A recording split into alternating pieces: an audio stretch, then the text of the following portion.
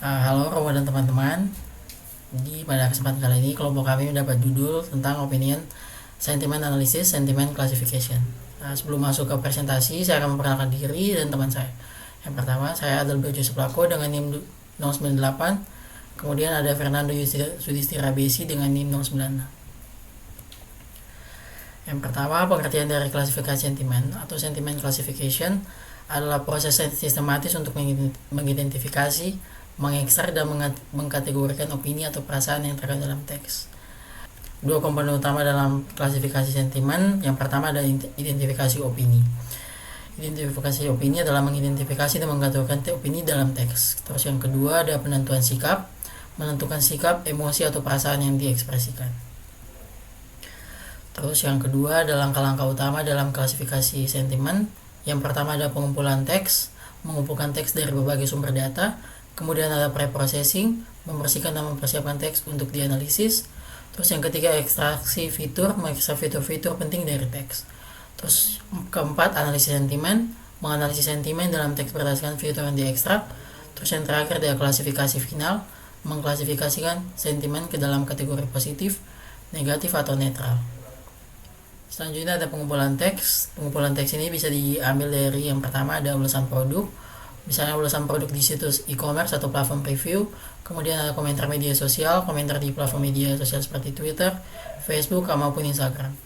Terus yang ketiga ada survei pelanggan, data dari survei kepuasan pelanggan. Kemudian yang terakhir ada forum diskusi, diskusi online forum to forum khusus.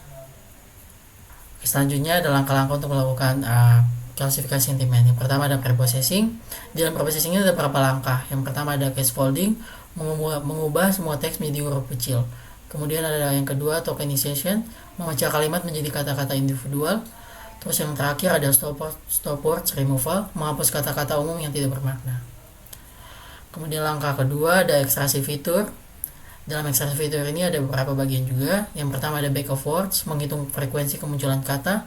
Kemudian yang kedua ada n-grams, menggabungkan kata-kata berurutan untuk membentuk frasa. Terus yang ketiga ada parts of speech patterns, menganalisis jenis kata, noun, adjective atau adverb dalam teks. Terus yang ketiga adalah sentimen. Sentimen ini terdiri dari beberapa kategori. Yang pertama ada positif, contohnya itu jernih, bagus, enak. Terus kemudian yang kedua ada negatif, mahal, lambat, error. Kemudian yang terakhir ada intensivir, sangat, terlalu atau sekali. Oke, selanjutnya ada klasifikasi final. Yang pertama ada kategori sentimen. Di sini untuk positif skornya lebih dari 0, negatif skornya kurang dari 0, dan netral skornya sama dengan 0. Yang kedua ada faktor pertimbangan. Di dalamnya ada skor total sentimen, konteks kalimat, kata penghubung kontras, dominasi sentimen.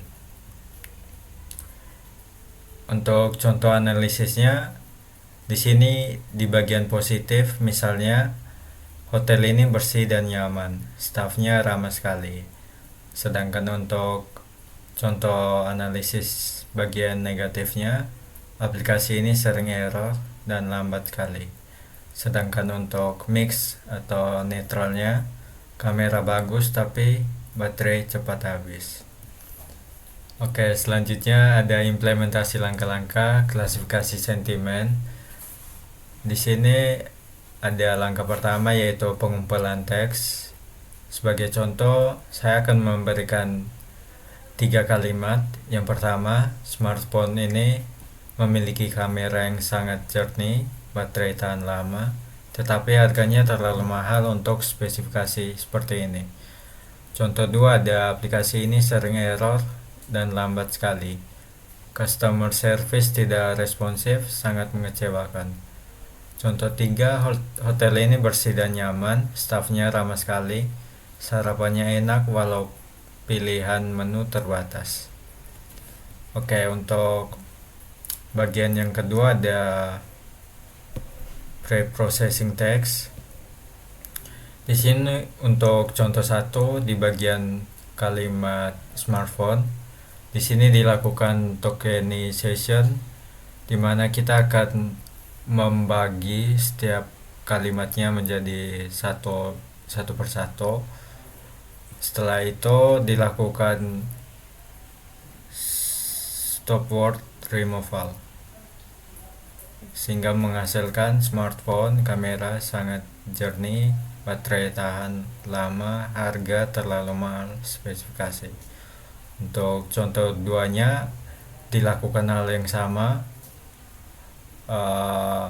ada tokenization dan juga stop word removal. Untuk contoh tiganya juga sama. Oke, di sini untuk langkah ketiganya ada ekstraksi fitur. Di sini menggunakan analisis in grams.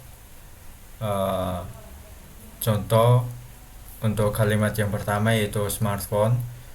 Di sini bigrams pentingnya yaitu sangat jernih, tahan lama, terlalu mahal. Sedangkan untuk 3 grams pentingnya kamera sangat jernih, baterai tahan lama. Sedangkan untuk aplikasi bigrams pentingnya ada sering error, lambat sekali, sangat mengecewakan. Sedangkan untuk 3 grams pentingnya ada aplikasi sering error, service tidak responsif. Selanjutnya ada hotel. Di sini bigrams pentingnya bersih nyaman, ramah sekali, menu terbatas. Sedangkan untuk 3 grams pentingnya hotel bersih nyaman, sarapan enak walau. Oke, untuk langkah keempat, analisis sentimen. Di sini identifikasi kata sentimen untuk contoh kalimat smartphone. Kata positifnya itu jernih, tahan lama. Sedangkan untuk kata negatifnya yaitu mahal dan intensifiernya sangat dan juga terlalu. Untuk kalimat aplikasi kata positifnya itu tidak ada, sedangkan kata negatifnya ada 3 yaitu error, lambat, dan mengecewakan. Sedangkan untuk intensifiernya sering, sekali, sangat. Untuk kalimat hotel kata positifnya bersih, nyaman, ramah, enak. Kata negatifnya terbatas. Sedangkan untuk intensifiernya sekali. Untuk skor sentimennya di sini ada skor sentimen untuk smartphone dia berada di 0, untuk aplikasi di bawah 0, sedangkan untuk hotel dia di atas 0, yang berarti smartphone itu nilainya netral, aplikasi itu dan nilainya negatif, dan juga hotelnya itu mendapat skor sentimen positif. Oke, selanjutnya klasifikasi final. Di sini untuk kalimat smartphone mendapat klasifikasi netral atau mix. Alasannya yang pertama aspek positif kamera dan baterai, yang kedua ada aspek negatif harga, dan yang ketiga menggunakan kata penghubung tetapi, sehingga positif dan negatifnya itu seimbang sehingga menghasilkan netral. Untuk kalimat aplikasi klasifikasinya yaitu negatif. Alasannya yang pertama dominasi katanya itu lebih banyak negatif, positifnya tidak ada. Yang kedua penggunaan intensifier negatif, dan yang ketiga tidak ada aspek positif seperti yang saya jelaskan tadi. Oke, untuk kalimat hotel di sini mendapat klasifikasi positif dengan alasan dominasi kata positif, aspek negatif minor. Yang ketiga penggunaan intensifier positif. Oke, untuk aplikasi praktis atau penerapannya di mana saja. Yang pertama ada di business intelligence, di mana nanti digunakan untuk analisis kepuasan pelanggan monitoring brand reputation, product feedback analysis, dan bisa diterapkan juga di social media monitoring, di mana nanti akan digunakan pada trend analysis, public opinion tracking, dan crisis management. Bisa juga digunakan pada market research. Di dalamnya digunakan untuk competitive analysis, customer preference analysis, product development insight. Oke, untuk kesimpulannya di sini klasifikasi sentimen itu merupakan tool penting.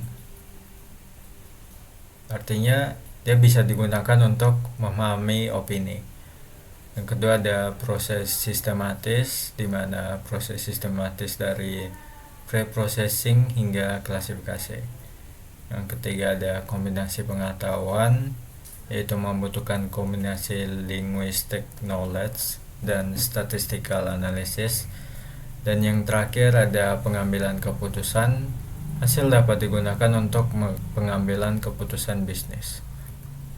Oke, sekian presentasi dari kelompok kami tentang sentimen klasifikasi. Sekian dan terima kasih.